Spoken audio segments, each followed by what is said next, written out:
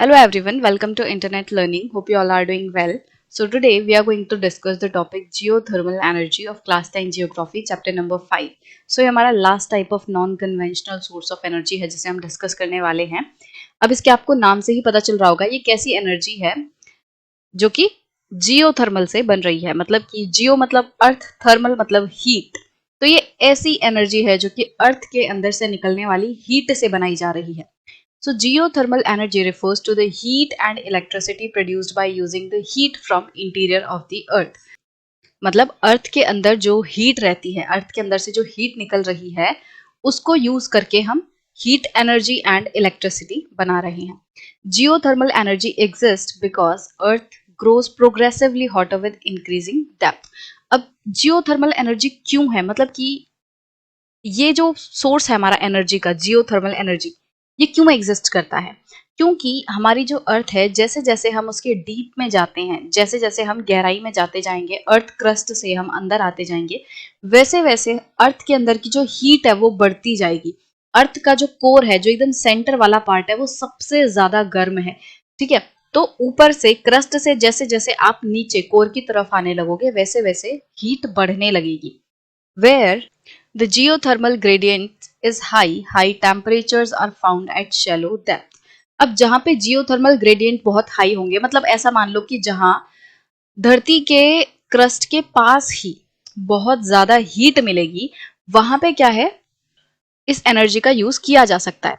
मतलब कि नॉर्मली तो बहुत गहराई में बहुत ज्यादा हीट होती है, बट कुछ कभी कभी कुछ ऐसी कंडीशंस बन जाती हैं कि जो जियोथर्मल ग्रेडियंट है वो पास ही में हाई रहता है. ठीक है. क्रस्ट के पास में ही हाई रहता है और उसकी वजह से बहुत पास वाले इलाके पे भी बहुत ज्यादा हीट रहती है. और शैलो डेप्थ मतलब कि बहुत ज्यादा गहराई में नहीं जाना पड़ेगा, कम गहराई पे ही ज्यादा हीट मिल सकती है. कभी कभी कुछ कुछ जगह पे ऐसा हो सकता है. Ground water in such areas absorbs heat from the rocks and becomes hot. अब ऐसी जगहें जहां पे जो जियोथर्मल हीट आपको मिलती है, जियोथर्मल ग्रेडियंट है जहां पे, मतलब एक तरीके से अर्थ के अंदर की हीट जहां पे जिस प्लेस पे बहुत ज्यादा है, उस प्लेस के आसपास का जो पानी है, जो वाटर सोर्स है, वो क्या होगा, जो ये धरती के अंदर का पानी है वो आसपास की हीट की वजह से गर्म हो जाएगा. It is so hot that when it rises to the earth surface it turns into steam. और ये जो पानी है वो इतना ज्यादा गर्म हो जाता है कि जब तक ये धरती के सरफेस तक आता है, एकदम ऐसे मान लो, ठीक है, ये अर्थ का लेयर है एकदम टॉप मोस्ट, और यहाँ पे नीचे अंदर क्या है, ये जियोथर्मल ग्रेडियंट है. मतलब यहाँ पे आपको बहुत ज्यादा हीट देखने मिलेगी इस वाले इलाके में. ठीक है. मान लो कोई मेंटल, जैसे जो मॉल्टन मैग्मा होता है वो यहाँ पे आ गया है, या नीचे से जो बहुत ज्यादा गर्म रॉक्स वगैरह हैं वो ऊपर की तरफ है. ठीक है, ऊपर आ गई हैं कुछ, उस वजह से क्या है, यहाँ पे बहुत ज्यादा हीट है. अब इस जगह के आसपास का जो पानी होगा वो गर्म हो जाएगा, और इतना गर्म हो जाएगा कि जब तक वो अर्थ के सरफेस तक आएगा वो भाप बन जाएगा, और यहाँ एक स्टीम की तरह, भाप की तरह यहाँ से धरती के अंदर से निकलेगा.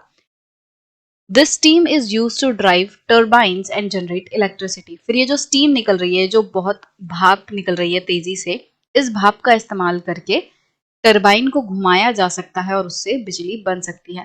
There are several hundred hot springs in India. अब इंडिया में ये जो हॉट स्प्रिंग्स हैं ये बहुत ज्यादा हैं.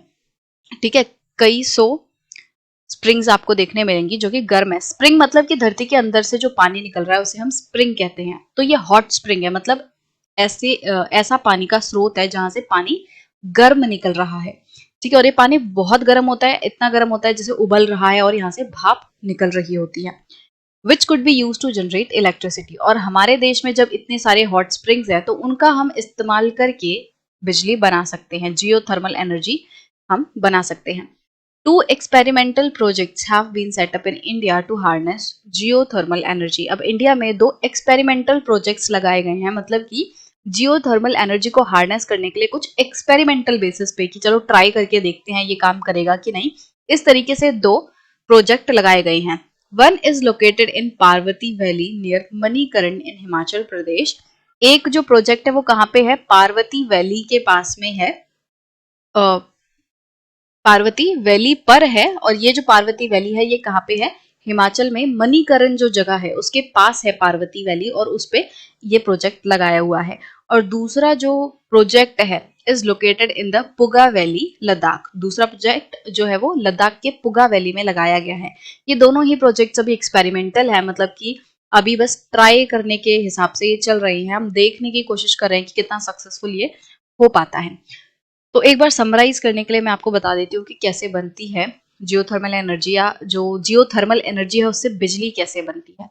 ठीक है, तो अगेन मान लो ये अर्थ का सरफेस है और यहाँ से क्या हो रहा है, बहुत ज्यादा नीचे क्या है, गर्म पानी है, और ये जो गर्म पानी है ऊपर निकल रहा है। कैसे निकल रहा है, भाप बन के निकल रहा है। नीचे का पानी उबल रहा है और यहाँ पे कुछ क्रैक्स वगैरह हैं जिनमें से ये पानी भाप बन के निकल रहा है, और ये जो भाप है ये बहुत ज्यादा तेज होगी। तो अगर इस पे हम इस तरीके से चैनलाइज कर दें, इसके ऊपर पाइप लगा दें, ठीक है, और इस पाइप में से जो भाप है वो बह के जाएगी, इसमें से निकल के जाएगी, और यहाँ पे बीच में क्या हो, बीच में होगी टरबाइन, यहाँ पे टरबाइन है।